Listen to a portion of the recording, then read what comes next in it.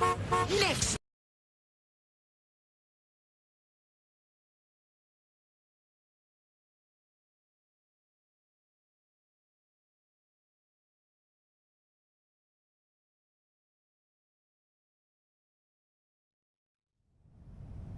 One o'clock right now. Thanks for joining us for Chicago Live. I'm Anita Blanton, and there is a lot to get to this afternoon. Plenty that's happening here at home and also pretty far away. But I want to start you with the developing situation that's been happening over about the last half hour on our city's southeast side. You can see some of the video here as we have been with our chopper up above this area of 105th and Inn Avenue there on the city's southeast side. And you're seeing what's left of just a few protesters who were in that area. There were federal agents in the area just a short while ago that were doing some type of operation. We're not exactly sure who they were going after, how many people they were going after. We did see a few people that were handcuffed, but honestly not sure whether they ended up being protesters or people that they were actually after in that area. But people immediately began to come out into the streets and protest whatever was going on. We saw a large crowd that gathered around the protesters. Around the agents. They had flags, they were chanting, "Go home, ICE." We started to see that collision between those federal agents and the protesters, and after maybe about 15 minutes of them going back and forth, there was some type of chemical agent, we believe it was tear gas, that was deployed here in this area. A huge plume of smoke was dispersed over this entire area, and you could see then people start to scatter. Now, listen, going back to the federal court, the judge's rulings from last week, we do know that at this point in time that the judges have sided with the protesters on this issue of tear gas, pepper spray, and other weapons or chemical agents being dispersed and used against them in these types of situations. A federal judge on Thursday made that ruling that these actions were going above and beyond. It's a temporary ruling. We do know it was brought by protesters, a couple of organizations, and also some journalists that have been hit by the pepper spray and the rubber bullets that have been used, particularly at the ICE facility in Broadview. But again, this happening on the city's southeast side there in the middle of the day. And what we know and what we don't know about this situation, we're still trying to sift through. We've put in some phone calls to try to get some of our local officials on the line, particularly the alderman for this area, so that we can talk about what we've seen and the reactions that are already starting to come in from some of their peers in terms of other elected officials who represent the people of this area, a largely Hispanic area where we just saw federal agents kind of descend upon it, try to do some type of operation, use that tear gas against the growing crowd, and then disperse shortly after that. But again, it's probably been about 30 minutes that we've been watching this situation, and really not many people outside at this point in time. Many of them, again, dispersed after we saw that chemical agent being used in this area, which of course is what it was used for. We're bringing in my colleague Paris Schutz now to talk a little bit more about what we saw. You were on the desk. As we kind of zoom in here, Paris, we're seeing some people that are still standing by. This is a little bit off of that initial site where we first started to see the operation taking place. Yeah, and we're still trying to get some word from the Chicago Police Department. The spokesperson there said they don't have any information on that quite yet, but they will get us word when it happens. But it did seem to start, as you mentioned, with some kind of crash about an hour ago with ICE agents in there. And what we were saying on the noon is that they've been coming into these residential neighborhoods, and then there have been kind of caravans of cars either following them, or they claim are following them, trailing them, and impeding their ability to conduct raids. And what happens is neighbors kind of come out, they gather around. Overwhelmingly from these cell phone videos, we see a lot of neighbors that do not want the agents there, that believe they're disrupting their neighborhoods. And so these standoffs happen, and that's what you saw earlier. And it looks like some activity at that ranch home there, just kind of people milling about in the lawn. We don't know if that's a home that the agents were targeting. Correct. Right. And you know what they've said is the cars have kind of come to block the ICE cars, and so we saw that just 2 weekends ago, Yeah. and it became a really tense situation. Yeah. That even when they dispersed that pepper spray, tear gas, the chemical agent into the air, even caught a lot of the police officers who were out there off Sure. guard. Yeah, I mean, more than 20 of them. And Superintendent Snelling said that if there is a delay in sending police officers, because he wants to make sure he's sending folks that are prepared with riot gear and masks and stuff. Things of I that mean, nature, to protect their own health. Protect their own health. And, you know, we saw this tear gas being deployed. We saw it in Albany Park over the weekend. It goes into people's homes. It can really disrupt people that might have health problems. There's someone driving around with a flag there. Flags. Yeah, and we've even, you know, one of the things about the tear gas being deployed, and what we saw about 15 minutes ago, just, you know, you can spray it, but you can't really control where it goes. And so what we've even heard from the mayor of Broadview is about the health risks to people who have nothing to do with whatever is going on in this area, who could be, you know, quite a distance away and still start to have some health issues. We have heard that from residents in Broadview and even Maywood, right next to Broadview, where it's elderly folks. It's going into their homes. I did speak with someone that said about a block or two away that the tear gas had gone downwind into their home, and that can be very dangerous for health. And so it's kind of very risky to go in a very densely populated residential area and then have to deploy tear gas. And we know that federal judges have ruled that they have to give 2 warnings, you know, before they do this, And and it there was a has to be clash. it cannot be just for protesters. Yeah, You know, there was that back and forth for a while Right. before they did use the chemical agent in that area. But it's worth also noting that when we have seen some of the elected officials who have come out to talk just in the last day or two, you mentioned Maywood. There were representatives from Maywood who just spoke in a press conference about this. Yeah. And then Forest Park, the mayor of Forest Park, which is right near there where ICE agents had detained U.S. citizens working at the cemetery, they're very upset Correct. about what happened there. DHS had a different explanation.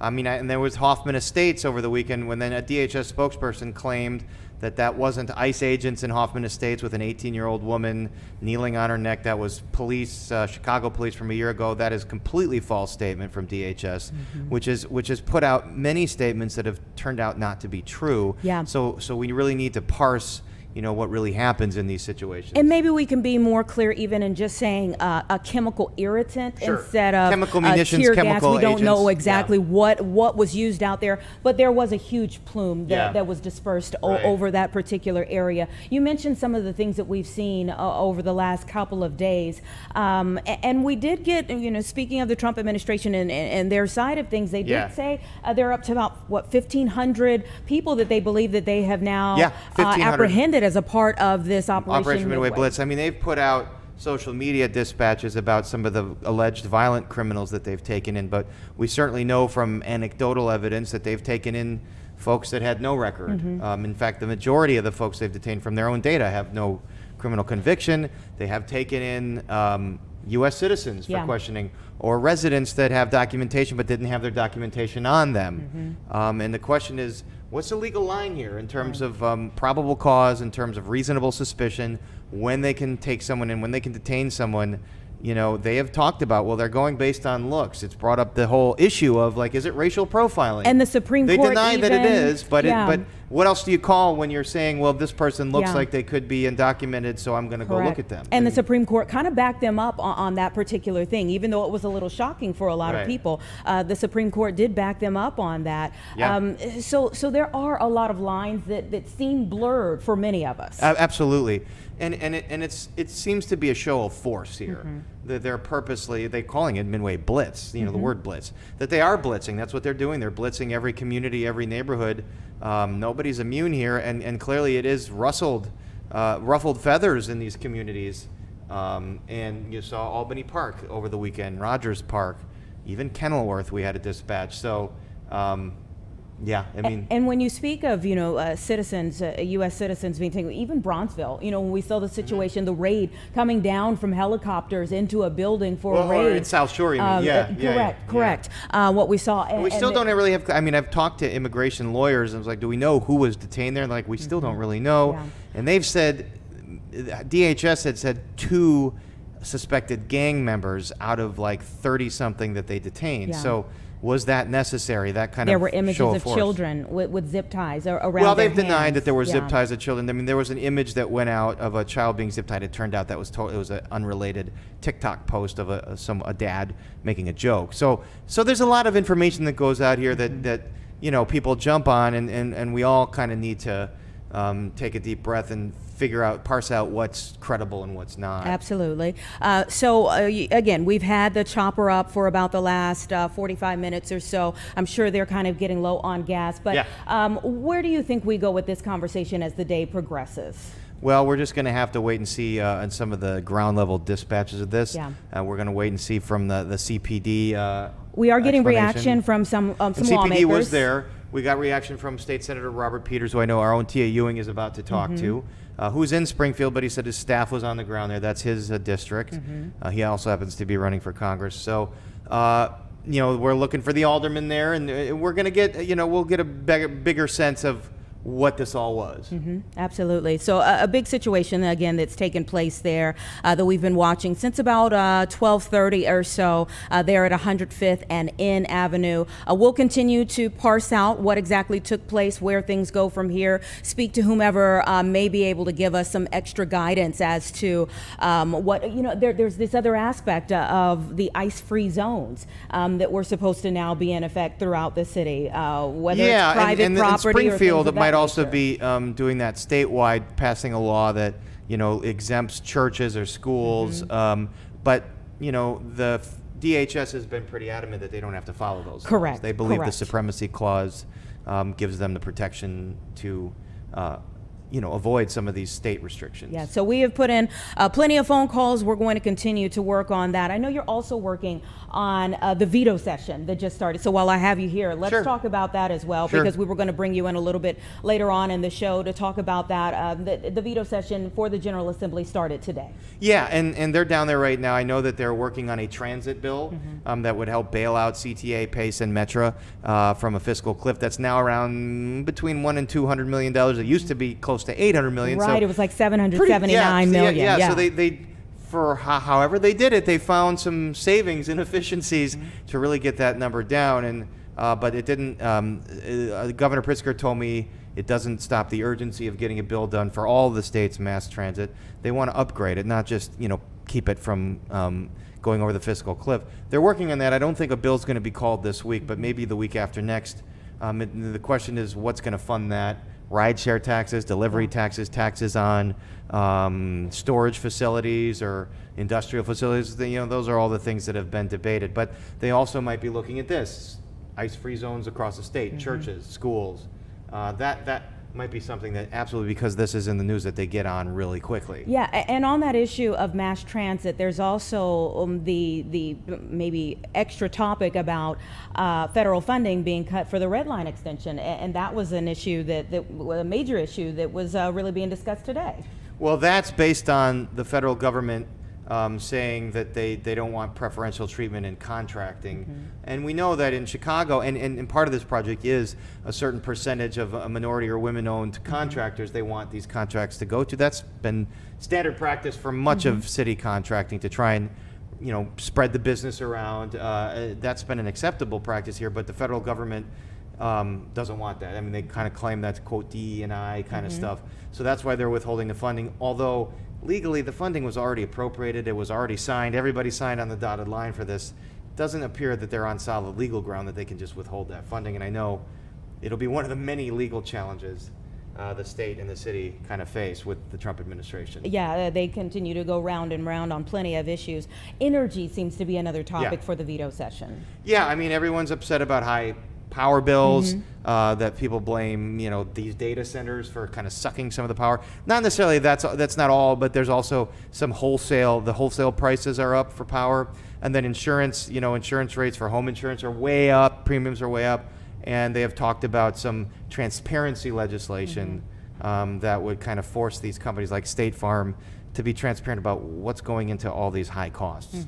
So there is one issue that I think a lot of people are like, oh, let's see if they talk about, but you're saying they probably will not discuss, and that would be the Bears facility in Arlington Heights. Everyone wants to know, but you don't think this is even going to come up? Nope, the Bears are going to have to punt on that one.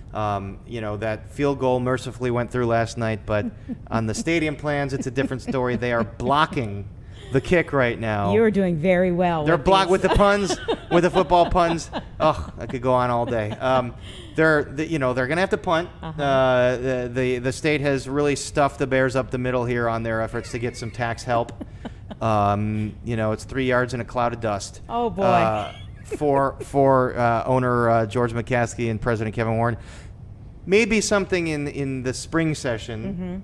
Governor Pritzker has talked about he wants them to pay down the debt on the Soldier Field renovation. That's a big aspect of that I think a lot of people forget about is the fact that that's not paid off. Soldier Field is not. The renovation. A renovation that happened 22 years ago, not paid off and won't be for another like 15 years. Yeah. So with all the interest and stuff, the governor wants the Bears to put some skin in the game, which is not unprecedented. I mean, it is something that has happened before. Other cities and states have done, and the Bears clearly, they have a little penalty they have to pay for getting out of that Soldier Field contract, but they're not going to want to pay $500 million here. Yeah, we shall see. But there's this other issue of the fact that there are other stadiums that are being built or being in their proposal phase, but moving forward with it in this area that don't require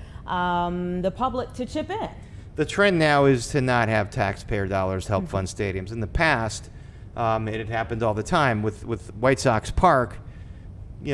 Chairman Jerry Reinsdorf, he had some buddies back in '89 in the Illinois General Assembly, Madigan and Jim Thompson, who the governor then, who were Sox fans, and said, all right, they found a way to get it done where the taxpayers kind of paid for the whole thing. And Jerry Reinsdorf wanted that same deal for a new stadium now and got shut out. So that happened in the past, but those days are gone. Yeah. The Ricketts family renovated Wrigley Field without taxpayer funds, but they got other goodies, like they were able to extend Waveland and Sheffield to close them down, during game day, and to extend the brick wall out there to put the bleachers a little further. So they got some of their goodies. It just wasn't handouts. And I remember you having a conversation with Speaker Welch even about a particular way he felt they could stay in the city of Chicago and receive some help that didn't really go anywhere. There was some thought that the Michael Reese Hospital site in Bronzeville, right near the lakefront, would have been a great site where the lawmakers would have been happy to kick in with infrastructure. And they're going to help with infrastructure, I think, in Arlington Heights too. But, the end of the day, the Bears felt that site was not feasible. There's train tracks on the site. There's NFL rules about how close a stadium can be to train tracks. They would have had to spend millions and millions to move the train tracks. They figured it was just not going to be a feasible thing to do. Okay. All right. So again, they won't be discussing, we don't believe, No. They will be discussing the Bears in this veto session. But any other things that we do expect for them to bring up? Other than energy, insurance, transit, there's always a surprise here or there. Yeah. There's a budget deficit that they're going to have to tackle. So we might have some surprises, but those are the big issues. And you brought up budget. The mayor is getting ready to have his... He's going to do his budget speech Thursday, where there's some reporting that he wants to reinstate the corporate head tax as a way to pay for that. All right. I can't think of anyone who will want to talk about that. Are you sure? When You don't want to talk about this I can't all day, every imagine day, Anita? anybody wanting to discuss that at all. But thank you so Let's much, do it. Paris, All for right. being here for the first 20 minutes of our show to talk about what's going on both here in the city, down in Springfield, and more. So thank you. I'll send you on your way, and we'll go to break, and we'll come back and talk about a lot of other things that are happening at the moment after this. All right, 2 for 1.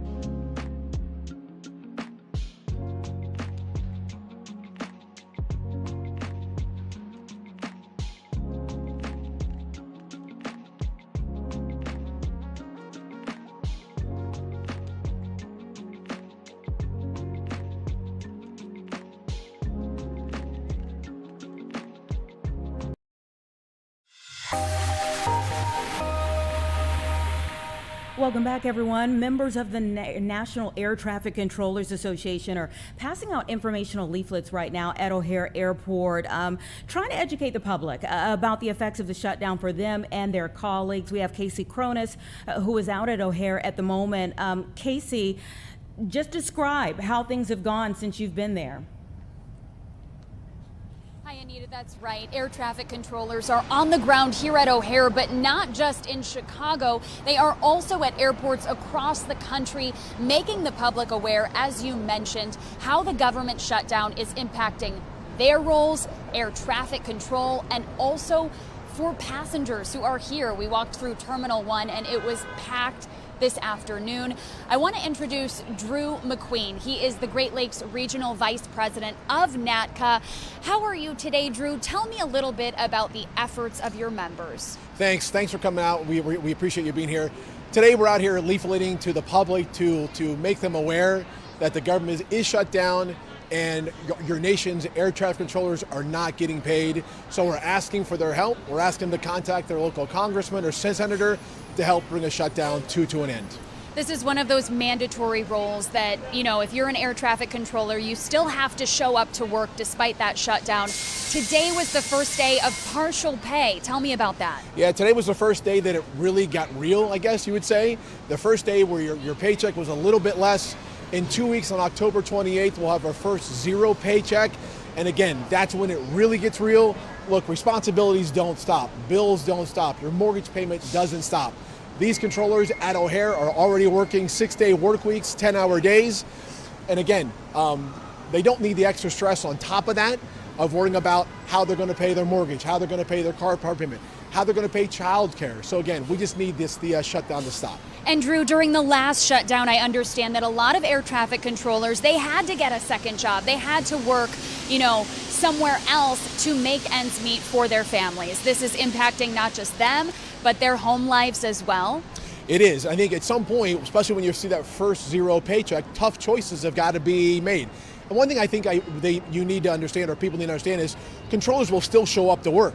But when they're off work, they're going to maybe drive for Uber or do Uber Eats or deliver pizza or something else. They need to find some sort of stable funding to help put money and food on the table. And this is overwhelming, an already overwhelmed system. And you would know, you were an air traffic controller for 31 plus years. Talk about just the system itself and how this adds an extra layer to it. Yeah, it is. The system is already very fragile. We're about 3,800 controllers short. Like I said, the majority of controllers across the country, not just here in Chicago, are working 6-day work weeks, 10-hour days. And again, this is just another unnecessary distraction on top of an already stressful job that they're doing day in and day out. Now, you said that they will still show up to work, but how might this impact the airspace, passengers? I mean, you're talking about a lot of exhausted workers here who aren't getting a paycheck. Yeah, look, I think people need to understand that, look, the system is safe. We have the safest national airspace system in the world. So again, our job is to make sure nobody knows that we're actually there. And that is our job. So again, we hope that you'll never see any type of delay, any type of disruption in the airspace. We are going to continue to show up to work, even with the added burden of not receiving a paycheck. And you know, Anita, we just want to mention too, the key here is educating, because Drew here mentioned to me that some of the people who they were handing leaflets out to asked, wait, the government is shut down? They were not aware. Now we're 2 weeks into it, so really getting the word out to people who, one, may not realize what's happening on a national level, but also, you know, how this is impacting people who are making flights happen. They're making those planes get off the ground. Yeah, I think that's just it. That's why we're out here today, to make people aware, because I don't think a lot of people understand that maybe air traffic controllers are federal jobs and they are affected by the government shutdown. So that's why we're out here passing out leaflets to them, you know, informing them, look, that we are connected to it and we are not getting paid, and we're asking for your help.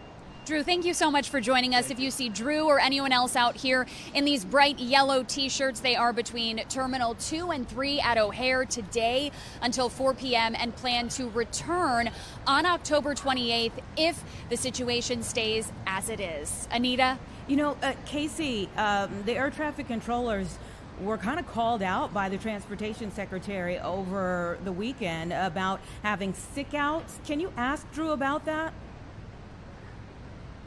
Sure. Hey, Drew, one more question here. You know, our anchor asked over the weekend, some of the air traffic controllers were called out for having sick outs. Can you just respond to that? What's that situation been like on the ground? Yeah, certainly. Thank you for the question. That's certainly something that we want to address. Look, there have been no coordinated sick outs at all.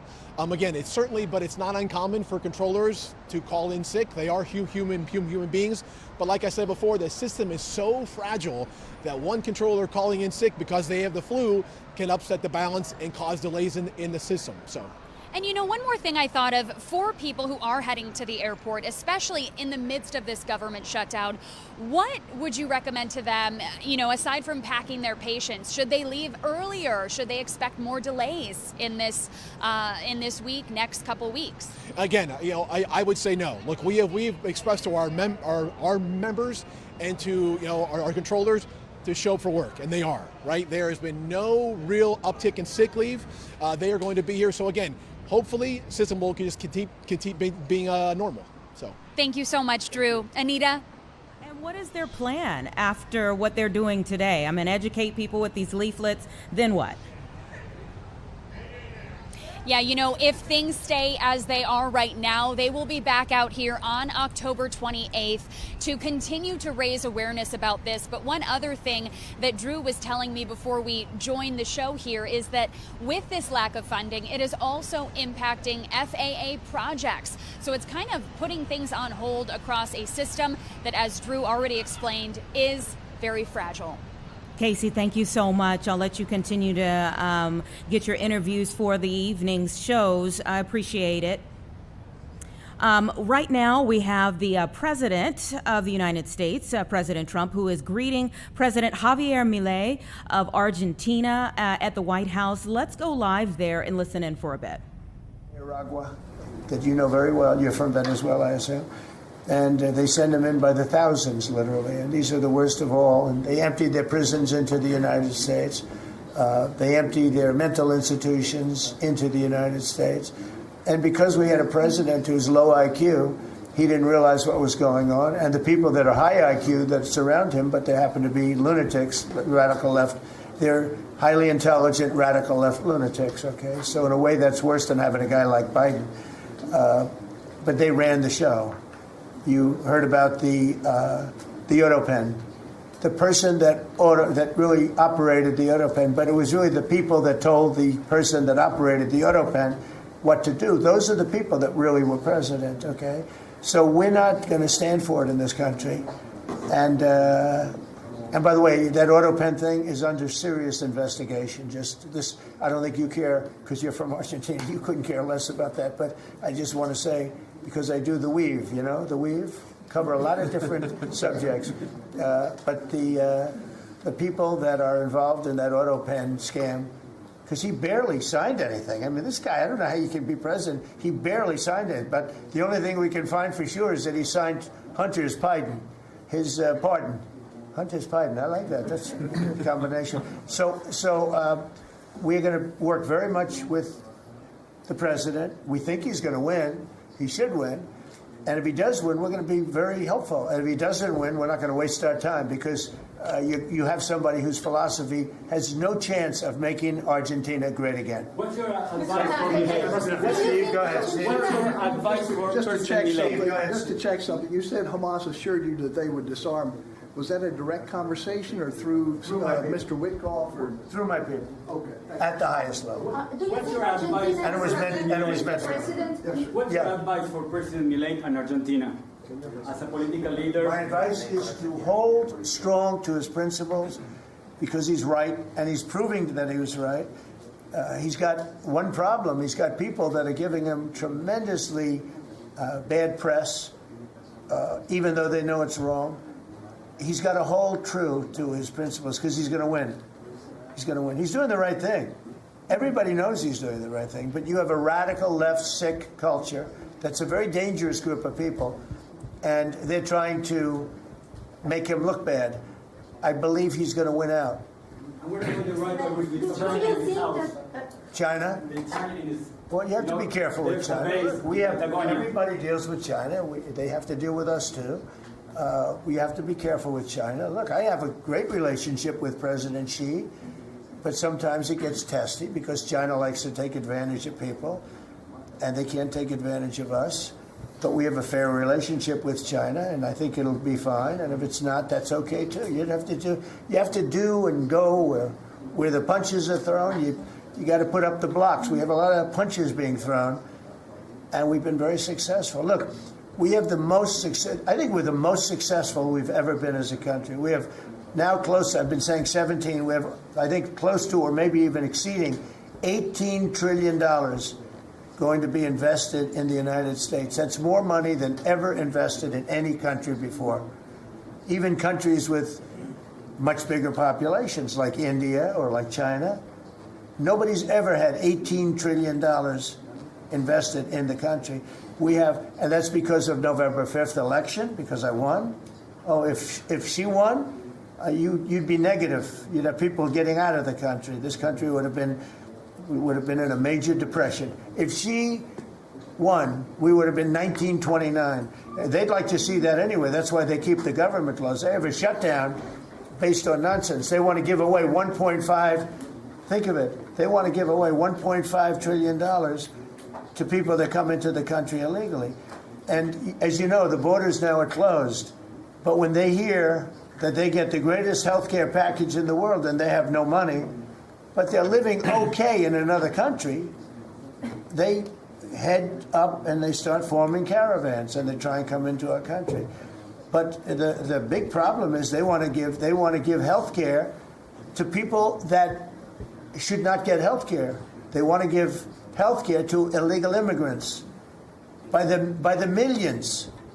Look at Gavin Newsom, what he's done. He's ruined California. He gives health care to anybody. And I guess they do it for votes. I actually think it's bad politics, but I guess they do it for votes. So I'm with this man because his philosophy is correct. And he may win and he may not win, but I think he's going to win.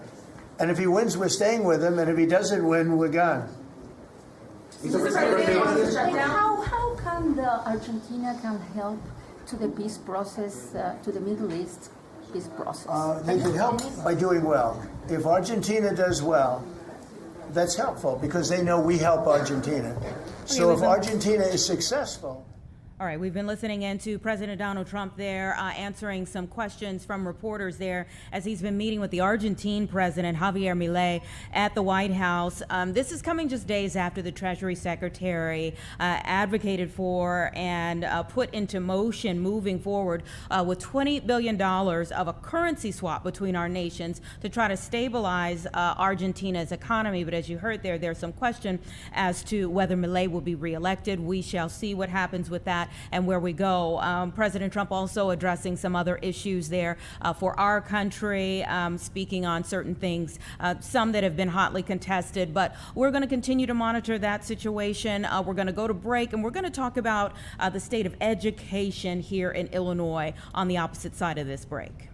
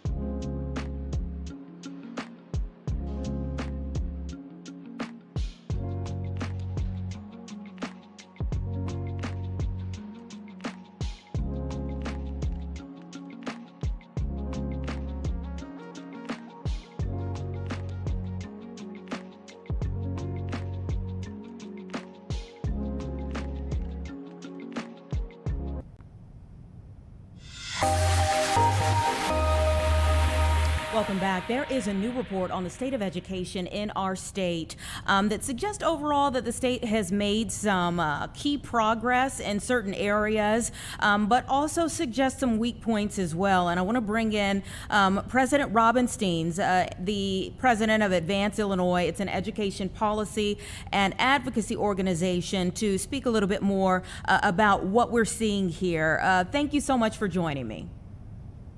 Delighted to be here. And did I pronounce your last name correctly? Is it Steens? Dane's like when you spill. Okay, all right, wonderful. Thank you so much. So let's talk about this report. Let's start with the good, if we can here. Where are you seeing that there are key areas making progress? What are those key areas? So the point of education overall is we want kids to move their way through the system, both learning what they need to learn, but then earning high school degrees, and even better, earning a 2-year degree, an industry-recognized credential, or a 4-year degree. And our overall educational attainment here in Illinois has been steadily increasing. It is at an all-time high as of this report. And better still, not only are we doing better overall, but every single student group, every demographic has improved the amount of education they've got. And we care about that because it makes it that much more likely that folks will be employed, have higher lifetime earnings, and better health and civic outcomes.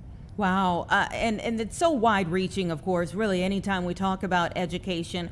What are the shortcomings of this particular study? So there is a lot that goes into making sure kids make it all the way to and through our educational system. We are seeing some good news that the number of students who are entering kindergarten developmentally ready to go across the domains we look at is improving from 24% to 32%. So that's good growth, but that's still just a third of our students being ready when they enter. If you look ahead to 4th grade and 8th grade reading and math proficiency, there's some bad news and there's some good news. The bad news is about a third of our students are reading and doing math where we would want them to be. We had been improving, and then COVID came, and COVID wiped out a lot of that progress, not just in Illinois, but around the country. So it's not good news that we're where we were 10 plus years ago. But what I'd want your viewers to understand is that we actually weathered COVID better than most states in the country. We are second and third in the country for our 8th grade reading and math. And we are growing our students better than virtually all other states. And that's been true for quite a while. But the growth that we're seeing between 3rd and 8th grade here in Illinois is among the top 10, has been for a while, and continues to be. So there's reason to believe that we're doing the right things, and that if we continue, not only will we recover from COVID, but we're going to start to move ahead. Yeah, when you talk about doing the right things, I see that in 2017, Illinois implemented the Kindergarten Individual Development Survey. Tell me about that and why we're not seeing maybe more improvements based on it. So when we started implementing KIDS, it is an observational tool that allows us to actually understand how ready students are when they're entering kindergarten. So this is before we required any formal schooling. And we didn't used to be able to look at that across all communities and school districts. So it's great that we have the information. When we first started doing it, about a quarter of our students were demonstrating that readiness across the board. We're up to about a third. So that's good. That's actually a striking amount of progress in a relatively short period of time. But as you say, it's not good that it's just a third of students. We need that to be much better. But also what's disturbing is that even before students have started formal schooling, disparities have started to emerge across lines of income, across lines of race, across lines of language and learning style.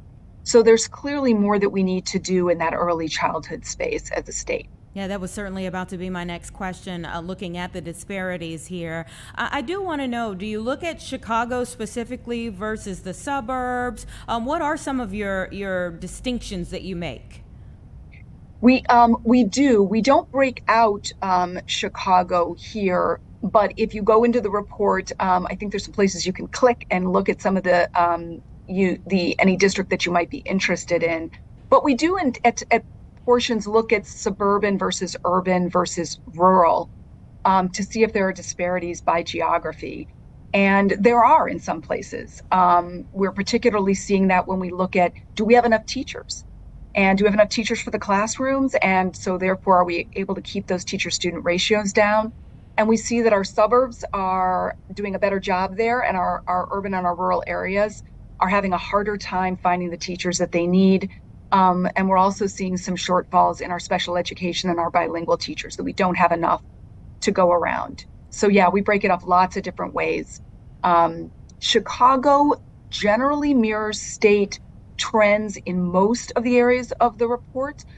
They actually had a stronger rebound on some of those academic proficiencies than some of the other parts of the state, which might be good news for your viewers. Wow. I was kind of caught by your words about special education teachers and things of that, because if I'm not mistaken, that was a part of the cost-cutting measures for the last budget when it came to the back and forth between the city and the school district.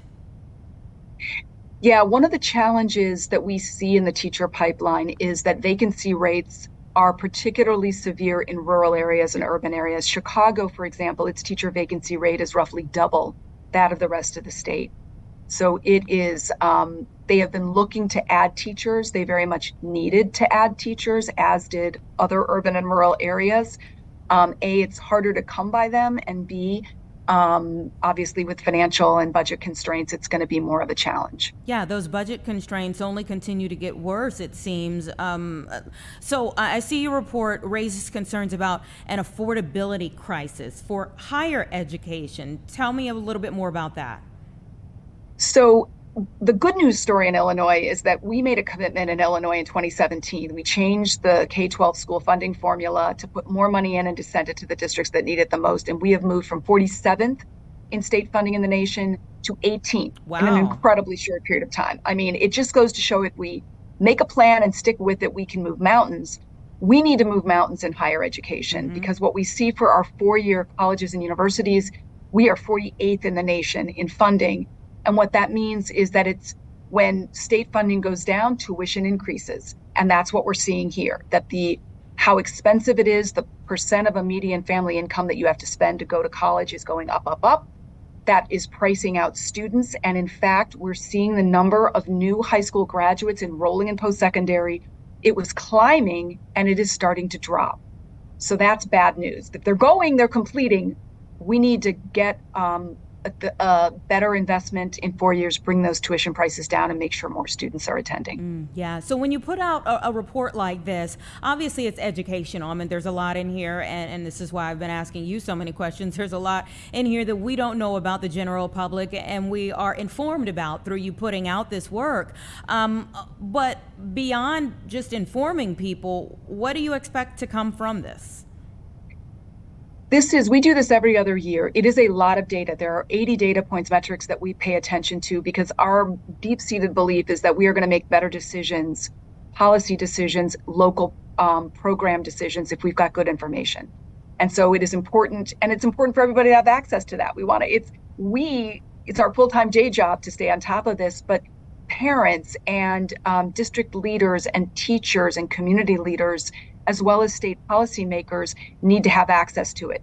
So if you go on advanceillinois.org, you'll find our report and all the data tables that show you how we're doing on each of those metrics, how we've been doing over time, how we compare to the best states in the country, how we look across demographics. It's all there so that people can use it readily to make informed decisions, because this isn't easy work and there's a lot at stake.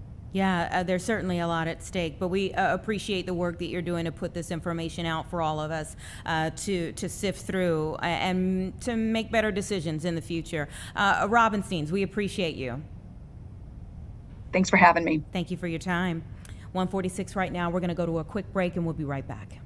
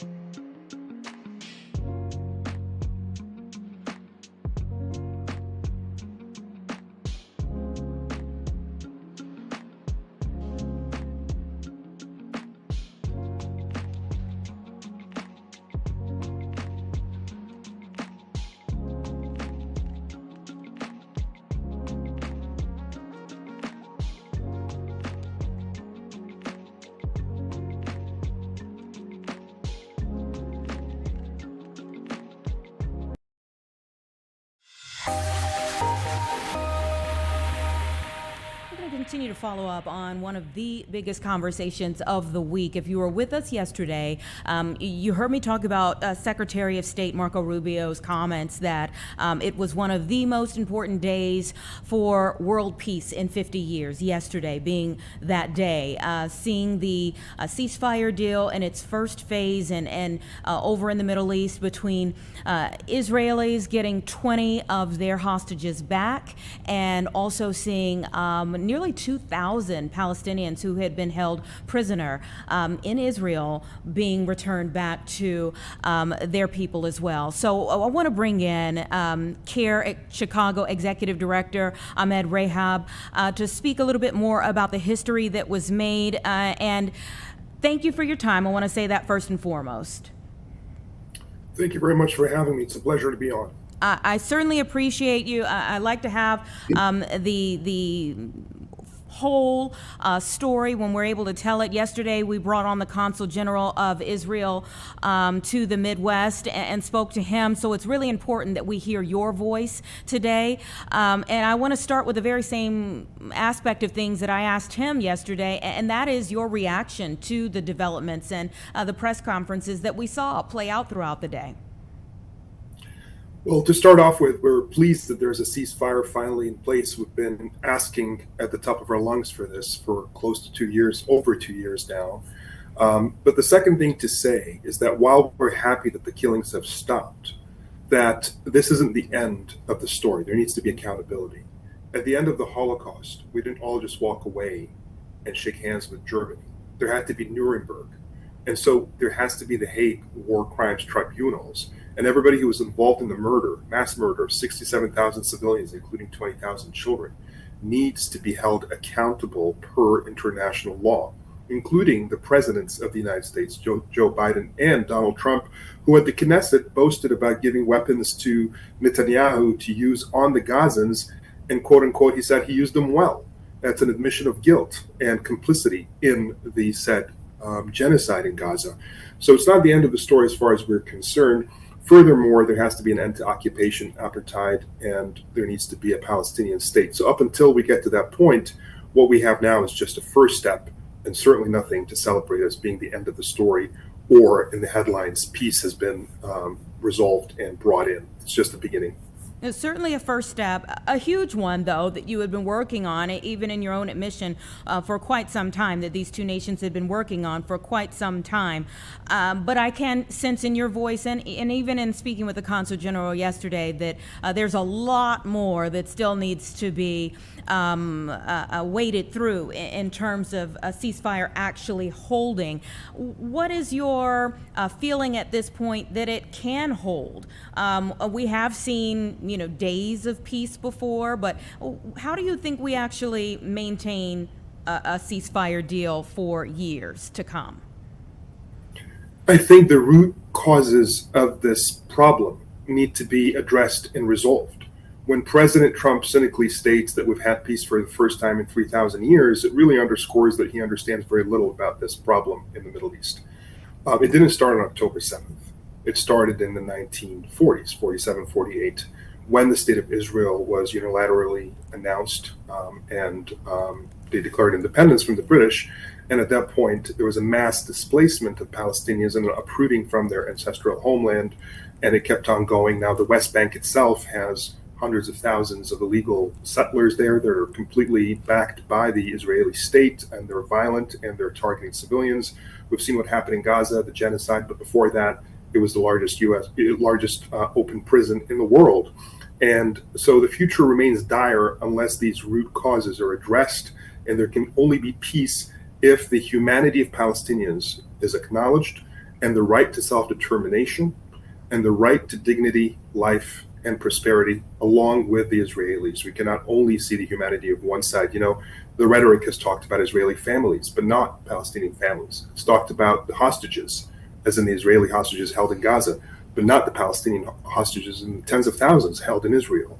And so we cannot continue in this lopsided type of approach to the problem and expect it to be resolved just because we have the might and we have the weapons. And I did mention as we open this segment both the Israeli hostages, but also nearly 2,000 Palestinians who had been held as well. As I was coming to you, in acknowledgement of both. You know, you are pretty critical of President Trump, but there were others who spoke, other world leaders from around the Middle East who were singing his praises for much of the day yesterday. How did you feel about that?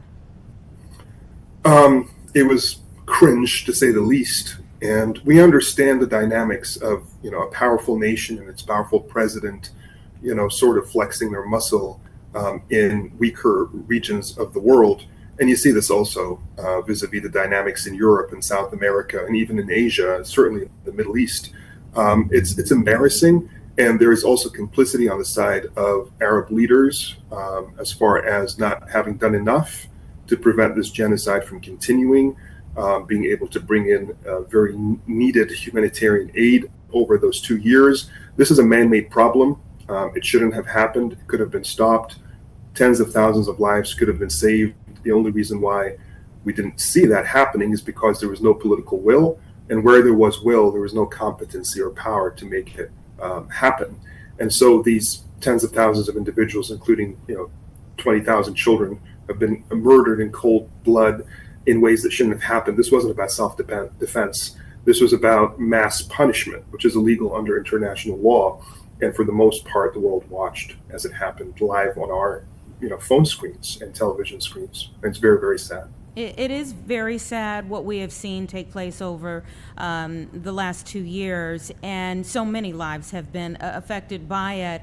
Let me ask you this. So there is the 20 Israeli hostages who were freed, but they were also hoping that more than the 4 bodies of hostages who passed away during their time in captivity would be delivered as well as a part of this agreement. And that, there's this hard line between the people of Palestine versus Hamas.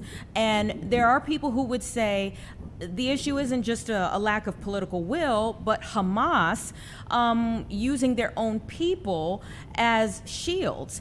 What are your thoughts on that, and how they can get the rest of these bodies back to the families so that they can be, have some dignity in burial? This whole human shields language is part of the language of dehumanization that is set forth into the world by the Israeli propaganda machine that we call the Hasbara, propaganda. And it's part of the reason why they were able to get away with this genocide, is that they managed, for the most part, for a great part, to dehumanize Palestinians, suggesting that their mothers are not normal mothers, their fathers are not normal fathers, that they put their children up as human shields for attention. What attention, I don't know. No attention ever came. No salvation ever came. It all makes no sense. And the other problem is that you're saying there's sort of a line between the Palestinian people and Hamas. Well, there isn't one between the Israeli people and their government. They elected their government. They voted for their government. It's a democratically, quote unquote, elected government. And so this genocide, sadly, doesn't only bring into question the government itself, but the entire Israeli society that backed this government in this genocide as it played out live. And bar a minority of Israelis, and this has to be said to give credit where credit is due, that were very loud and very defiant against this genocide, sometimes to their personal detriment. For the most part, Israeli society, the religious establishment, the political establishment, the media establishment, really supported this heinous mass punishment of Gazans that amounted to genocide and ethnic cleansing. And so there's a large question right now for me and for many Americans, including Jewish Americans, about the future of Israeli society with that sort of massive burden weighing on their legacy moving forward, and whether they can ever be normalized again in international community. Well, certainly, as this entire situation has played out, I do think we've all seen the Israeli government come under more and more pressure to make a move such as what's taken place now. There were people in the streets that were protesting against some of their occupation and what was taking place. Again, the longer this drew out, these 2 years that we've gone from October 7th of 2023, there is the discussion now as to whether rebuilding Gaza or this two-state government, which one should be the priority for the immediate future. Where do you stand on that? So I'm a human rights activist and advocate, and my concern has been the genocide and the ethnic cleansing. As far as the political conversation, my response to that is I fall back on the Palestinians and point to their right to self-determination. And that's their call and their negotiation. So I don't, spend too much time myself proposing solutions politically. But what I do know is that these human rights violations that have happened, there has to be accountability for them. And to make it very simple to understand for your viewers, imagine if it were in the reverse. Imagine if it were Palestinians who decimated 80% of Israel and killed 67,000 Israelis, innocent Israelis, and 20,000 Israeli children. Imagine if the conversation would be so technocratic and bureaucratic at this point in time. Certainly it wouldn't be. And so that double standard is something we have to confront. And I understand there's power and no power. There's the haves and the have-nots, and that's just the way the world works. But those of us who believe in the inherent right to all humans, to dignity, to life, to justice, cannot stand for that. And we must keep pushing back on that narrative and the attempt to normalize this heinous evil act that happened over 2 years. It will go down in history as an act of evil. And in this moment, I want to register my voice on the side of those who see it as such and who call it out as such. Ahmed Rahab with the Council on American Islamic Relations. I appreciate your time and your conversation.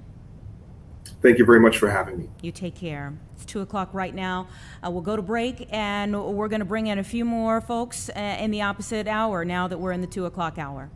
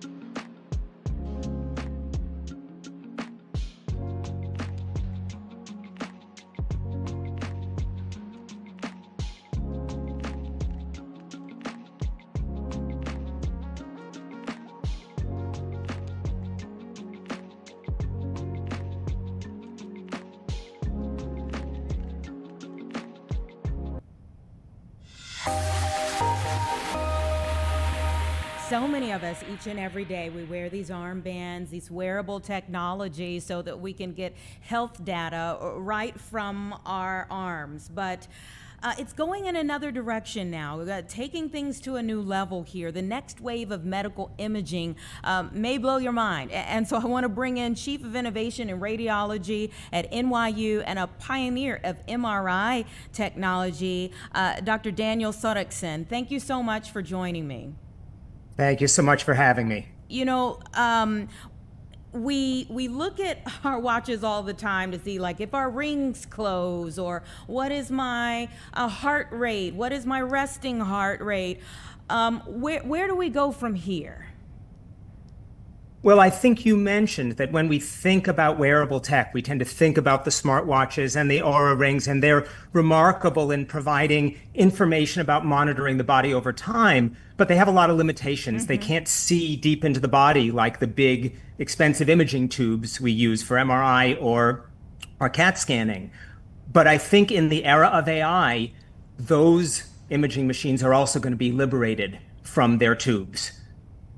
Wow. And go ahead. Yeah. Go ahead. Finish what you were saying. Well, so I think we first started working on this a number of years ago to try to make flexible detectors that will go in an MRI machine, for example. So, something like this wrist detector here, which wraps around the wrist to image it. Or we even have something that we call the Infinity Glove that looks a little bit like the Avengers, a glove that holds the Infinity Stones. But the problem is you still need a big, strong magnet in order to make that work. Or do you? And it turns out that in the era of AI, if we already have a scan of you from before, we can just use the detectors alone without the magnet. So I'm showing you here behind me a microwave helmet developed by a colleague of mine, Leora Lone at NYU School of Medicine, which basically takes old images of you and uses AI to convert just these faint radio signals into crisp images like you get out of a $1 million MRI machine. So I think kind of the take-home message about it is wearable tech doesn't need to do all the heavy lifting on its own anymore in the era of AI. AI is very good at seeing patterns and detecting changes. And so if we have some previous information about you, we may be able to use very lightweight technology. That helmet will one day turn into a cap that you can pull over your head, and it can detect changes in your health just like an old expensive MRI machine used to be able to do. And so I'm watching this, and yes, my mind is blown by the possibilities here. But I guess fundamentally, this could really change access to healthcare.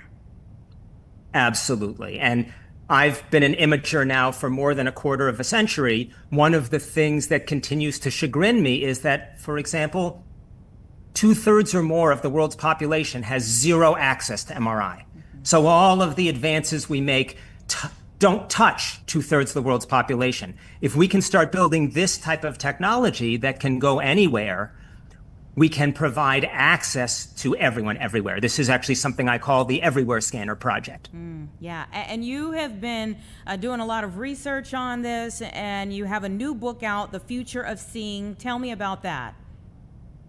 Well, I was moved to write the book because even though we're all creatures of imaging, we do it, you're doing it right now as you're looking at me, somehow in the modern era, these advanced imaging devices have become the domain of specialized experts. And I wanted to give imaging back to people and also to tell them about some of the remarkable advances coming our way that are going to revolutionize science, they're going to revolutionize daily life, and they're going to change healthcare. They're going to make healthcare, instead of the reactive thing it is now in response to symptoms, which are often too late, it's going to make healthcare proactive, predictive, and protective.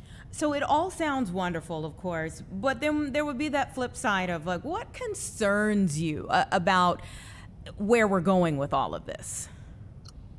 Well, every powerful tool can also be a powerful weapon. We've learned this in the course of history. So now we live imaged lives, right? If you're walking along the street in a modern city, you're being imaged by countless cameras everywhere you go. So the notion of privacy is obviously under threat. And we also can use the imaging that we have for good or for ill. So we can use it to kind of expand our minds and understand other perspectives, or we can keep ourselves enclosed in a bubble of just the things we want to see.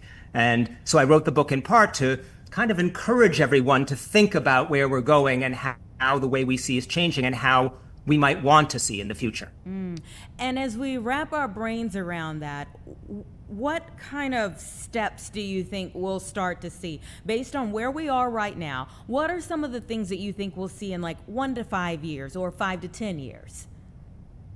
Well, there are already companies, I'm involved with one called Function Health, that are monitoring people over time with blood tests and with MRI exams to look for any concerning changes to, for example, catch cancer early while it's still curable. I think that's the sort of thing that we are already seeing today, the ability to be more proactive in health. And then as we go on, I think we'll see that moving more and more into everybody's places of work and their homes with the wearable tech that we've been discussing. Now, do you think that healthcare will move at the same, I should say health insurance, will move at the same pace? Always a question. What I can say, though, is proactive health will be good for everybody, the insurance companies and everyday people. So if insurance companies see that, in fact, keeping people out of the hospital is better for the bottom line, I think they'll come on board. And do you think that we'll be able to trust the information that we're getting? I mean, there's always the notion of, okay, well, if I go to the doctor and the doctor gives me bad news, maybe I need, a second opinion. Does the second opinion become the person, or does the second opinion become the new technology? So I actually don't believe that this new technology is going to be replacing humans anytime soon. I actually see it as a synergy, a kind of handoff. What this new technology is really good at doing is raising the alert, raising that warning flag. And then the question is, okay, so what do you do about it? We can increasingly use AI to provide guidance, but then our current medical system is really well optimized when it comes to treating things, to curing things. So I think actually there's a real kind of handshake between man and machine here that will happen. I like the measured approach. Okay, anything else that people should take from your work or where we're going with things, the game-changing aspect of these? I think I would just say keep your eyes open, because though we may not realize it day to day, the way we see the world and the way we see ourselves is changing. Every time we discover a new way of seeing, we also expand our minds. So keep your eyes open. Yeah, that's very true for just about everything. Thank you so much again, Dr. Daniel Sodikson, the author of The Future of Seeing. Thank you very much. All right, it's 2:11 right now. We'll be right back.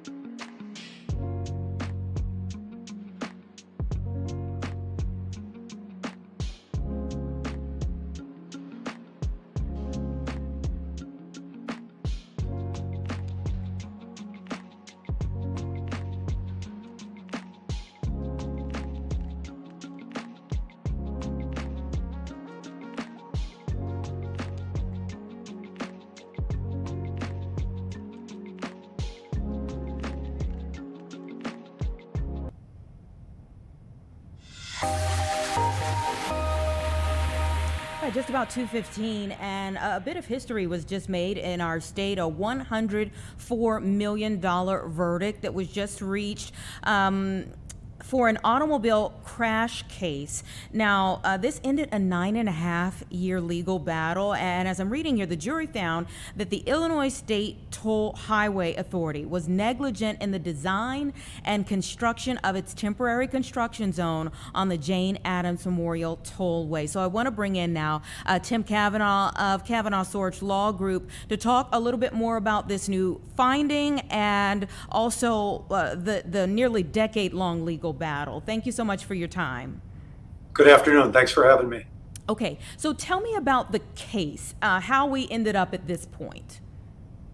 Yeah, so I represent Rob Rose and his husband Michael Johnson, who were passengers of a limousine on March 25th of 2016, 9.5 years ago.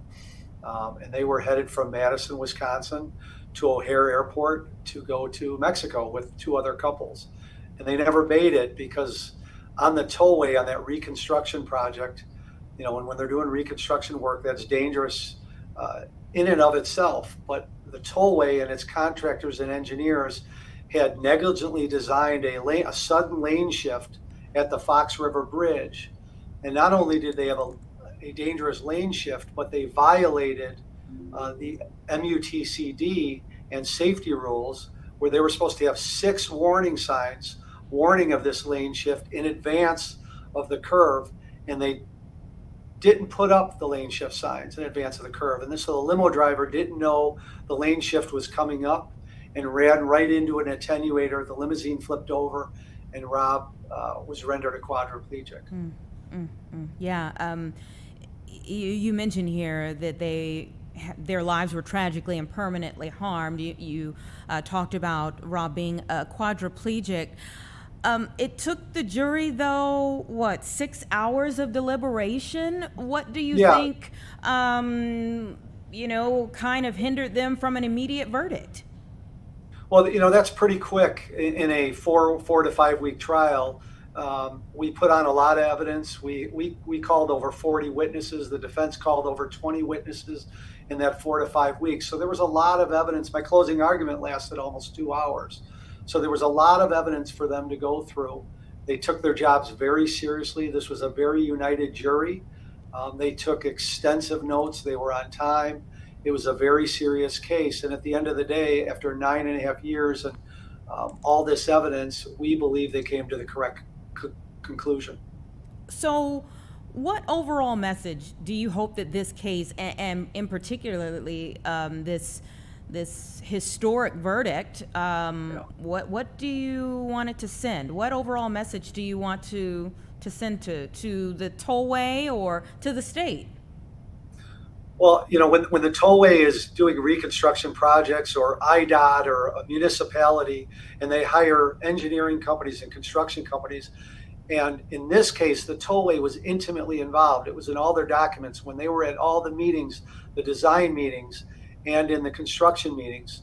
When you're involved, you got to make sure you follow the safety rules. In this case, they objectively did not follow the safety rules for the design of this lane shift or in the construction when they omitted 5 of 6 signs. It's not as if they omitted one sign. They omitted, over 80% of the signage in advance of this dangerous lane shift. And it was negotiated away in emails. And unfortunately, my client paid the price. Yeah. So do your job. I think that's the message. And there was one passenger who didn't live to tell the story. I'd like to hear what the last 9.5 years has been like for your clients.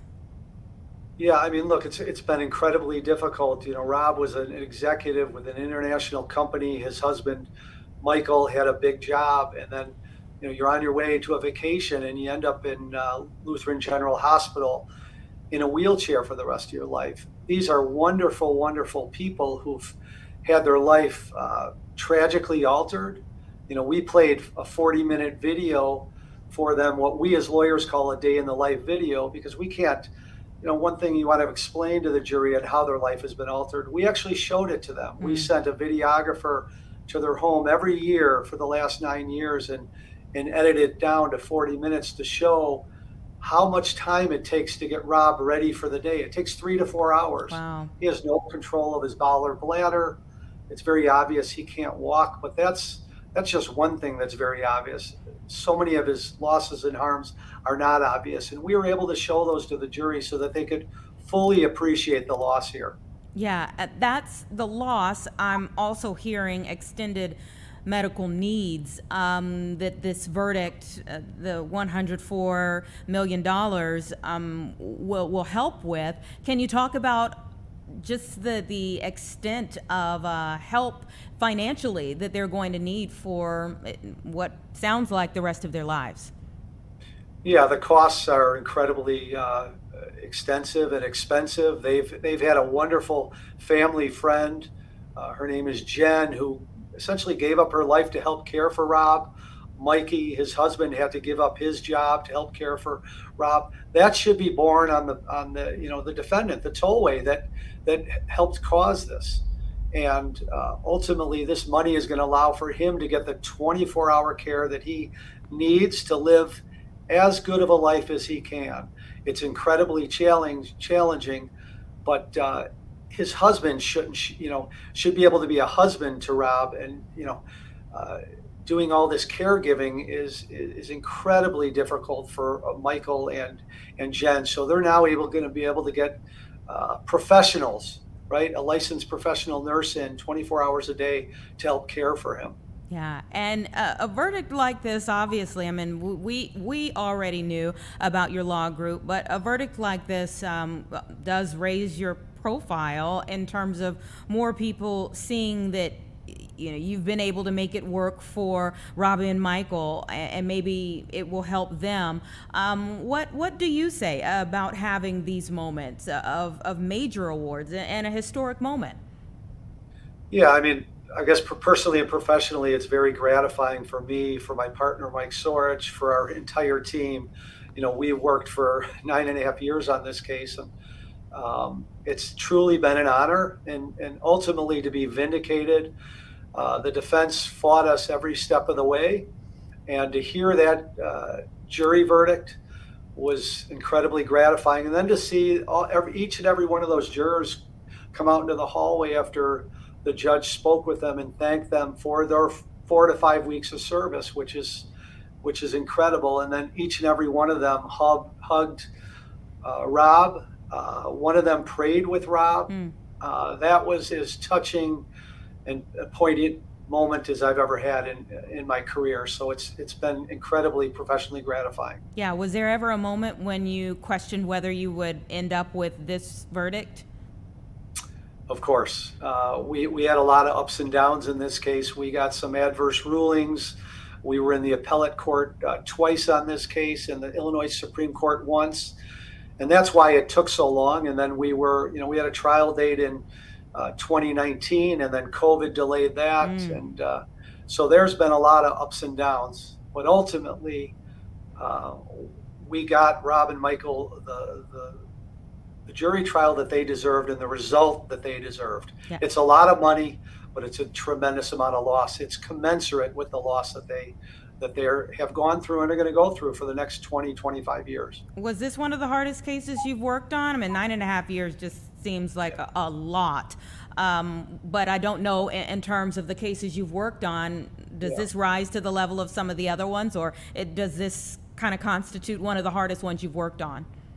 Yeah, it's right up there, right? It was incredibly complex. There were other parties at fault. We told the jury that, but ultimately we went to trial against the tollway. There were, hundreds of thousands of documents produced in this case. I don't know what that means in terms of gigabytes and all that. I'm not a tech guy, but we took over 200 depositions in this case.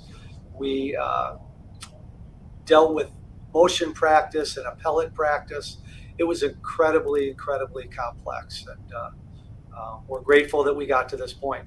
And I'm sure they're grateful that you continue to fight on their behalf. Attorney Tim Cavanaugh of the Cavanaugh-Sorich Law Group, we appreciate you. Thank you for your time. Thank you. Okay, 2:24 right now, everybody. We'll be right back.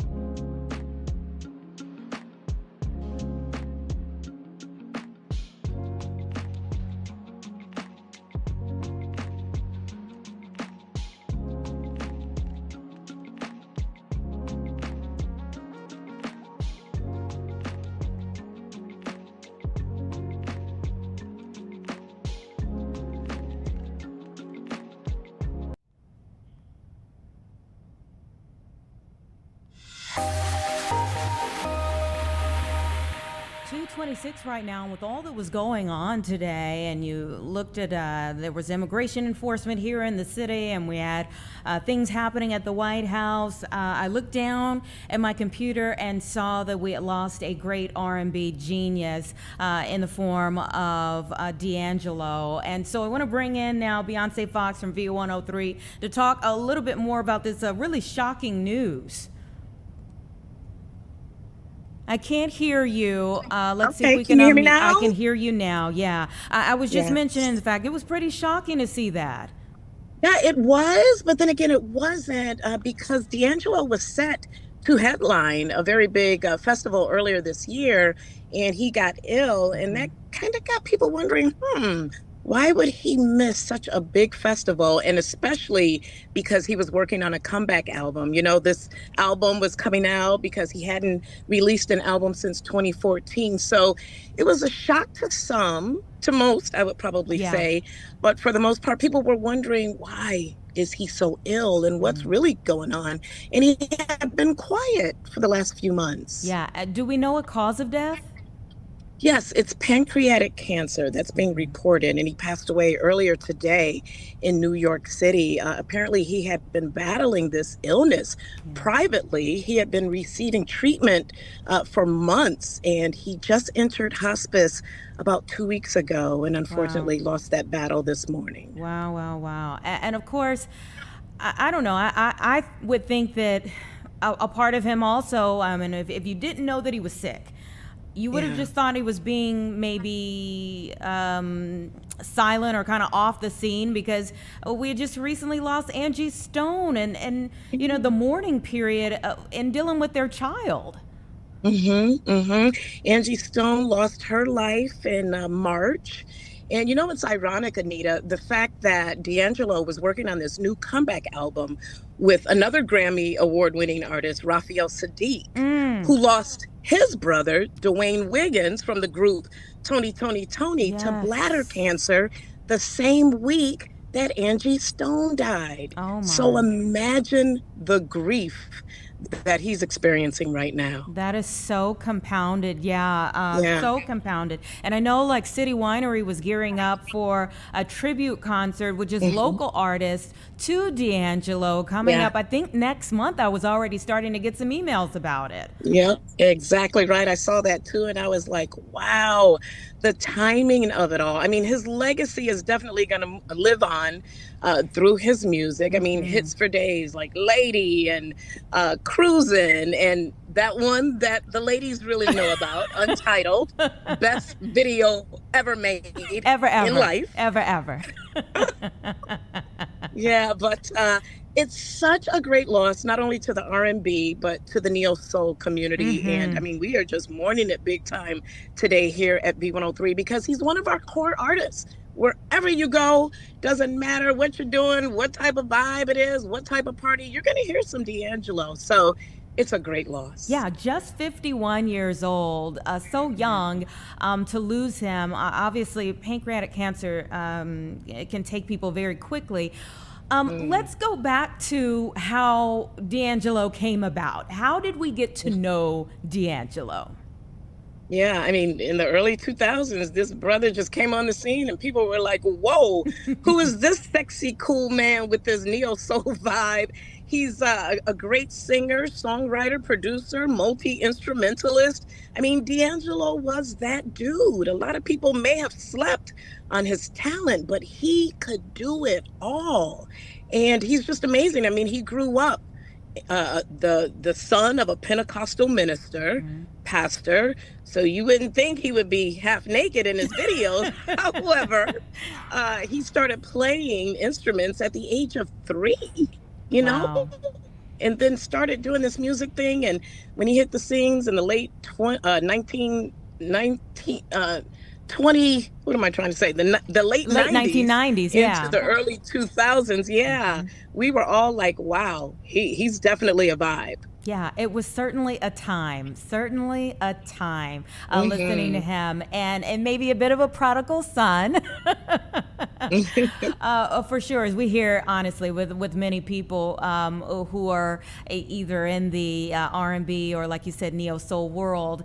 Have we heard anything about? I mean, this again. The news of his passing is still a lot to take in today. But have we heard anything about how is his child or children are doing, and any services that may be planned? Not heard anything regarding services just yet, but I'm quite sure there will be several. Again, this guy was just a beast when it comes to neo soul movement and R&B music. So I'm quite sure that's in the planning stages. I know for a fact that V103, we honored him today, and we will continue to honor his legacy by playing his music and keeping our listening audience abreast of what's going on with services and any tributes that may be happening here in Chicago or beyond. Yeah, you have obviously a fantastic job, and you've been just a light there at V103 for a minute. So, do you have any D'Angelo stories? Has he come through Chicago and wowed a crowd? Yeah, D'Angelo's been through Chicago several times. I had the opportunity, the blessing to be able to meet him. He's just a cool guy. It was like what you see is what you get, laid back. You know, like all of us, he's had some struggles in the past, but he was overcoming those. And even Raphael Sadiq said that he was in a good space, and that's why they were going to start on that new album. But a cool dude. I loved his flair. I loved his style. And that was one sexy man, and he just put out some great music. And again, what you see is what you get. Always laid back, always cool. Yeah, and the one video where we saw a lot. Untitled. We'll never forget it. It'll go down for sure as one to remember. We will so miss D'Angelo, but I certainly appreciate you very quickly getting on the line for us. And yes, we know V103 is going to pay tribute and do him right. Yes, we certainly will. Thank you for this opportunity to speak on such a legend, an icon, a Grammy Award-winning artist, D'Angelo, whom we lost at just the age of 51. May he rest in peace. May he rest in peace. Thank you so much for your time. It's Thank 2:34, everyone. Oh my, I'm telling you, it really was a shocker to me. I was downstairs and we were doing all of these things, and I looked down, I'm like, D'Angelo! It just, you just hate to see. So again, we are going to continue on with our program coming up in just a few moments, talk a little bit more about some of the things that are happening throughout our country and here in our city. Coming up next, we're gonna bring in another guest, and we'll talk a little bit more on the opposite side of it. All right.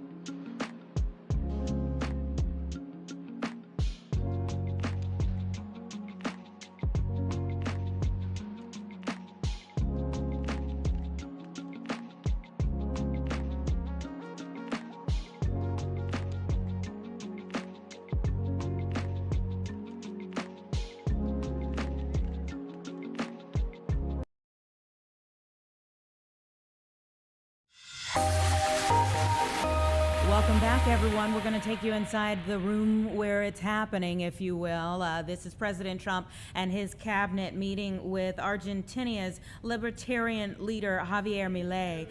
It's a bit of a controversial move here. One, it's coming after an agreement for a $20 billion currency swap here. But then also, there are some issues in terms of the fact that Argentina has financial turmoil right now. Their national midterm elections are coming up in just about a week. October 26th is when voters are going to make their decisions, make their voices heard there in Argentina. So President Trump, we were listening to him earlier. You're zooming in right here on the Argentinian president there in the middle of the room, on that side of the room.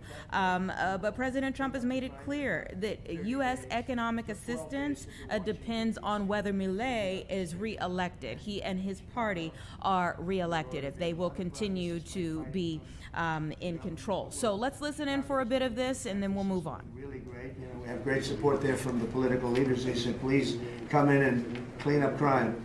And we love it. We've in 1 week, Memphis is so good. It's so much better. We'll have it within a month. We'll have that into a safe city again. And all of these cities, we want to clean them up. We don't like that opposition. But if somebody's going to be a communist mayor of New York, it's a fluke if he gets in. There are a lot of failed people that he's running against. I mean, we have failed, you have inferior candidates or something, because it's impossible to think that New York City can have a communist mayor. He's a communist. He's not a socialist, by the way. There's a big difference. He's a communist. He's down and dirty. He's a communist. He hates police. He wants to get rid of all police. I mean, how can a policeman? He hates Jewish people, and yet he's got Jewish people supporting. He hates Jewish people.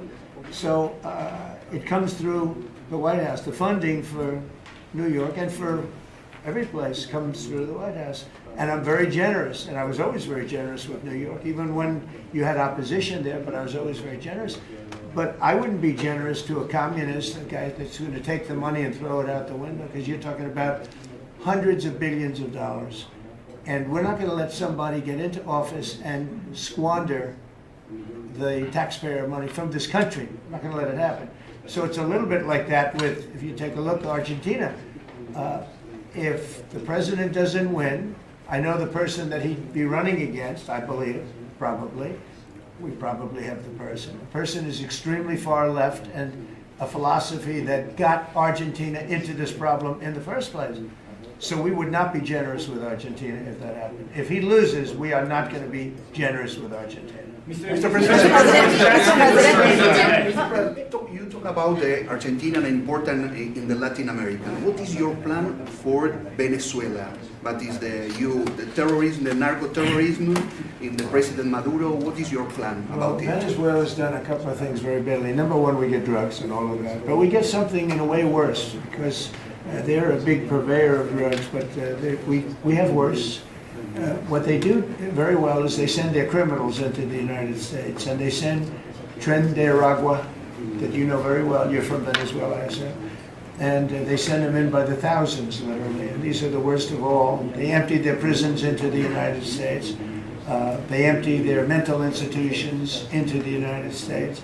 And because we had a president who's low IQ, he didn't realize what was going on. And the people that are high IQ that surround him, but they happen to be lunatics, radical left, they're highly intelligent, radical left lunatics, okay? So in a way, that's worse than having a guy like Biden. But they ran the show. You heard about the AutoPen. The person that really operated the AutoPen, but it was really the people that told the person that operated the AutoPen what to do. Those are the people that really were president, okay? So we're not going to stand for it in this country. And by the way, that AutoPen thing is under serious investigation. Just this, I don't think you care, because you're from Argentina, you couldn't care less about that. But I just want to say, because I do the weave, you know, the weave, cover a lot of different subjects. But the people that are involved in that AutoPen scam, because he barely signed anything. I mean, this guy, I don't know how you can be president. He barely signed it. But the only thing we can find for sure is that he signed Hunter's pardon, his pardon.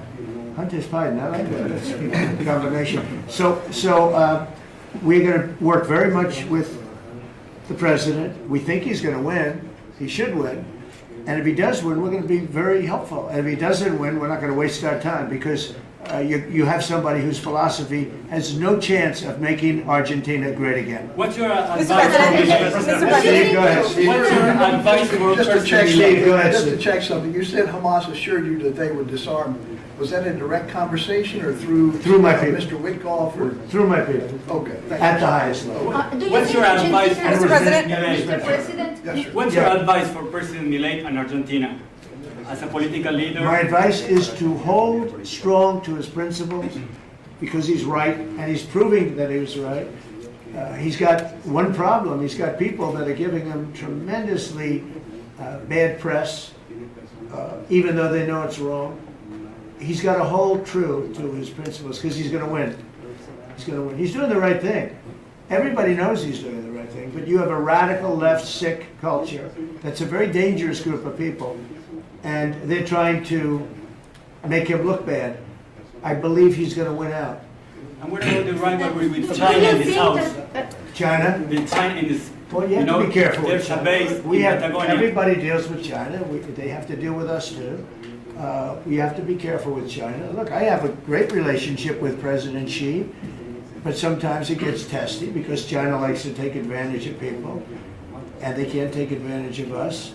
But we have a fair relationship with China, and I think it'll be fine. And if it's not, that's okay too. You have to do and go where the punches are thrown. You got to put up the blocks. We have a lot of punches being thrown, and we've been very successful. Look, we have the most success. I think we're the most successful we've ever been as a country. We have now close. I've been saying 17. We have, I think, close to or maybe even exceeding $18 trillion going to be invested in the United States. That's more money than ever invested in any country before. Even countries with much bigger populations like India or like China. Nobody's ever had $18 trillion invested in the country. We have, and that's because of November 5th election, because I won. Oh, if she won, you'd be negative. You'd have people getting out of the country. This country would have been in a major depression. If she won, we would have been 1929. They'd like to see that anyway. That's why they keep the government closed. They have a shutdown based on nonsense. They want to give away 1.5, think of it, they want to give away $1.5 trillion to people that come into the country illegally. And as you know, the borders now are closed. But when they hear that they get the greatest health care package in the world and they have no money, but they're living okay in another country, they head up and they start forming caravans and they try and come into our country. But the big problem is they want to give health care to people that should not get health care. They want to give health care to illegal immigrants by the millions. Look at Gavin Newsom, what he's done. He's ruined California. He gives health care to anybody. And I guess they do it for votes. I actually think it's bad politics, but I guess they do it for votes. So I'm with this man because his philosophy is correct. And he may win and he may not win, but I think he's going to win. And if he wins, we're staying with him. And if he doesn't win, we're gone. Mr. President, on the shutdown. How can the Argentina can help to the peace process, to the Middle East peace process? They can help by doing well. If Argentina does well, that's helpful because they know we help Argentina. So if Argentina is successful, that's great because they view us as somebody that helped Argentina and they did well, and the United States maybe will help them and they're going to do well. So the success of Argentina would be a great feather in the cap of the USA because we're helping them. Right? You understand? Yeah, please, behind you. it can help. Behind you. Thank you, Mr. President. Last week you said that NATO should consider expelling Spain. What? You said that NATO should consider expelling Spain. Would you support that? Expelling Spain. NATO consider expelling Spain. Oh. I'm very unhappy with Spain. They're the only country that didn't raise up their number to 5%. Every other country in NATO raised up to 5%. And Spain is doing very well. off our backs. So I'm not happy with Spain. Spain gets protection, and they know, look, they're sort of in the semi-middle of it, so they're going to get protected automatically. Even if you don't want to protect them, you're protecting them because of the way they're located. And I think what Spain did is a very bad thing for NATO. I think it's very unfair to NATO. It wouldn't matter if you said you're not going to protect them because they're pretty much protected. What are you going to do? Go through the other countries and let's go attack Spain, right? So I think what they did is not nice. I think it's very disrespectful to NATO. In fact, I was thinking about giving them trade punishment through tariffs because of what they did. Okay, we have been listening in again there to this meeting of the cabinet with President Trump there, also speaking with Argentinian's president. He discussed several topics. Zoran Mondani, the leading mayoral candidate there in New York City, he talked a little bit about him. Talked about Venezuela. That was one of the questions that got brought up. And just as since we've been on the air, President Trump announced another lethal military strike on an alleged drug trafficking boat off the coast of Venezuela, which killed 6 people. So that was a major point of contention today as well. He talked about the auto pen, now under investigation from the Biden administration. Also mentioned China, healthcare to immigrants, which is an issue that Democrats have fiercely debated him on, his characterization of that. Also NATO and his issues with Spain.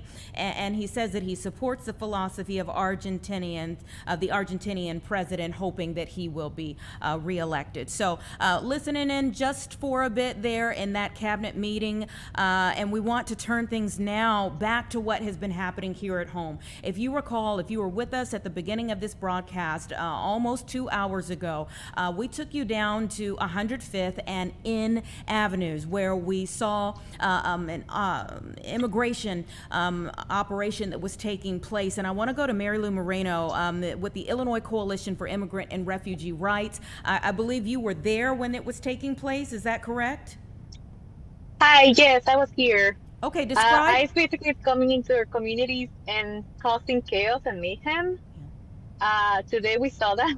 Like, you're right, like it happened on 105th and Avenue N. They launched tear gas at us, they pulled rifles on bystanders. And this all started because they are basically reckless. They were pursuing somebody and they almost ran over somebody else. And yeah, they just caused all these mayhem in the area. This is also a residential area.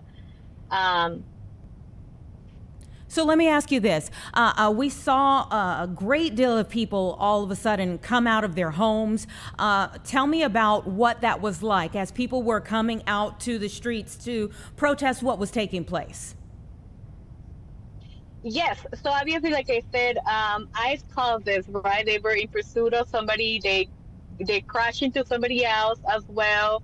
They almost ran over somebody. So like, obviously people, it's a residential area. So people did come out to see what was happening, and they found out it was ICE. So everybody gathered to see what was going on, and as a result, ICE basically got violent, like they always do, and they threw tear gas at the crowds. And did you get some of that tear gas? I mean, and we don't know. Let me just be clear. We don't know whether it was tear gas. We know it was some type of chemical irritant. But were you affected by that? Yes. The air we breathed, like it got thick, and everybody just started coughing. So they threw tear gas at us, and I'm saying tear gas because that's what I'm gonna refer to it. But it was 3 times. All times unprovoked, and all times they did not do any warnings. Like they did not warn people. They just threw it at us. So like I said, 3 times. The last time it was the worst one, where everybody was just choking. Yeah, and we do know that there was a federal judge that ruled that they're not supposed to use it without warning on peaceful protesters. But did it seem like everyone was being peaceful in that large group? Yes, like a lot was happening at once, but yes, like no warning at all, just like the tear gas, and everybody were just we were all just running for safety. Yeah, we saw, what was it, about 2 weeks ago, there was another situation that took place. This was on the southwest, so you're southeast, but this was on the southwest side of the city, where we saw an operation that was taking place, and people came out in protest of what was happening there. And there's this issue of whether or not police were there, and what their role was. Did you see Chicago police, uniformed Chicago police, at this site? We did, and they were mainly there to control traffic. So because I was in an intersection, on the intersection of 105th and police was blocking traffic getting to that intersection. There's some question too as to whether those agents were being followed. Did you have any eyes on whether there were cars that may have been following them to that site, whether they were whether there was a caravan that was chasing them? Not that I'm aware of. Okay. All right. What is your overall feeling about what's taking place in the city right now and where we're seeing these operations? My take is that ICE continues to go unchecked, right? Like you mentioned, there is a court order that they cannot use violence, but they continue to do so. They continue to go unchecked. There is no accountability. So today is the southeast side. Like you said, last week was the southwest side.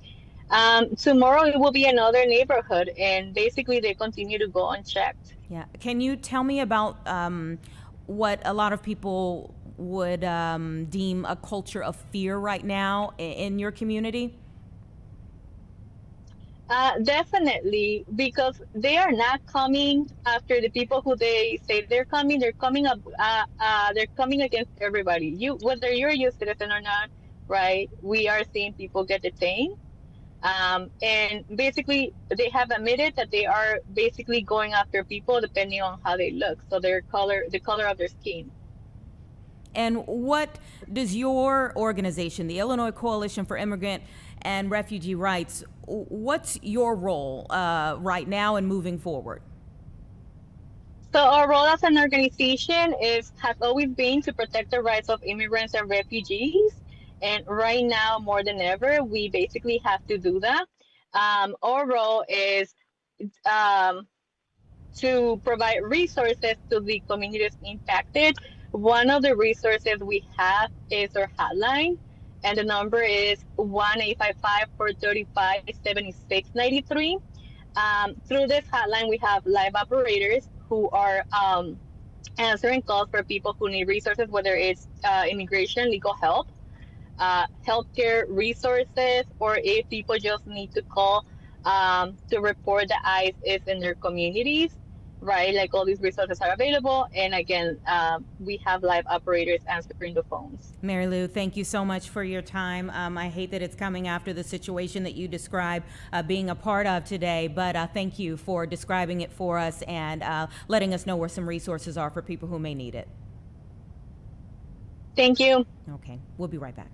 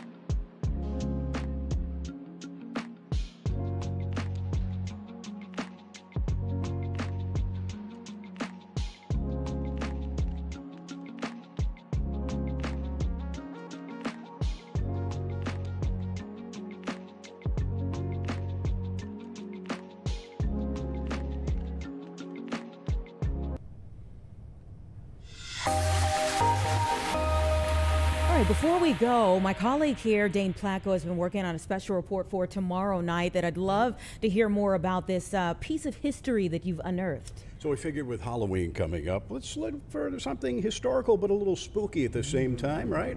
Okay. What better than a pioneer cemetery, a graveyard? We found a story, thanks to Natalie, actually. Okay. She's friends with the person that's behind this, tipped us off to it. So last week, we went to visit the Narramore Cemetery, which is in a little town in downstate Illinois called Kangley, just outside of Streator, about 90 miles or so southwest of Chicago. And the story is this, that this is a cemetery that was started in the 1830s, where some of the very first non-Native American inhabitants of this area were buried up through the 1800s, but over time it was sort of forgotten and disregarded and plowed over. And about 15 years ago, the historian we talked to got interested in it and led a group of volunteers who began clearing the ground, restoring the grave markers, many of which were buried underground. Wow. And most importantly, looking into the histories of the people that are actually buried there. Oh. And there's some fascinating stories to be told. Oh my, yeah. There's so much that we don't know that's beneath us, right? Oh yeah. That as time has progressed and buildings have been erected and streets have been plowed. Well, especially in this cemetery where they've only been able to restore part of it, and there's large swaths of it that are just covered with grass now.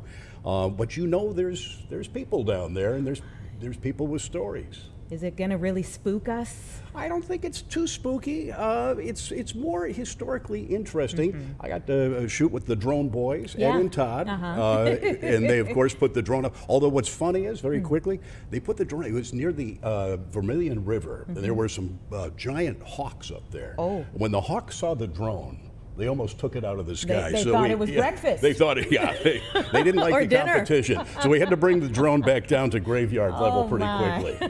Yeah. Well, I can't wait to see your report tomorrow night again. Thanks. Dane Placco, thank you for all of your The ACA premium crisis is not a fix-it-later issue, but rather a fix-it-now issue, because open enrollment starts in less than a month. And window shopping has already begun in several states where people have the awful choice. Should I go without health care altogether with my family? What if my kid or my spouse or myself gets sick? Or should I cut back on almost everything else because I need to pay huge increases in my health care insurance? So Republicans may think they can dig in until the next ice age, but a fork in the road is coming their way whether they like it or not. Either work with Democrats to fix ACA premiums or sit by as 20 million Americans pay thousands of dollars more out of pocket. If Republicans remain dug in, the American people will hold them responsible for rising health care costs. If Republicans do nothing, then they will be the ones triggering a massive health care panic that will be felt from coast to coast. This is a non-negotiable fact. Democrats want to avoid reaching that point. We want to work in a serious way with our Republican colleagues and with President Trump to diffuse this health care crisis before it starts. But we're running out of time. Now, I want to close by speaking briefly on an extremely disturbing report I just read in Politico.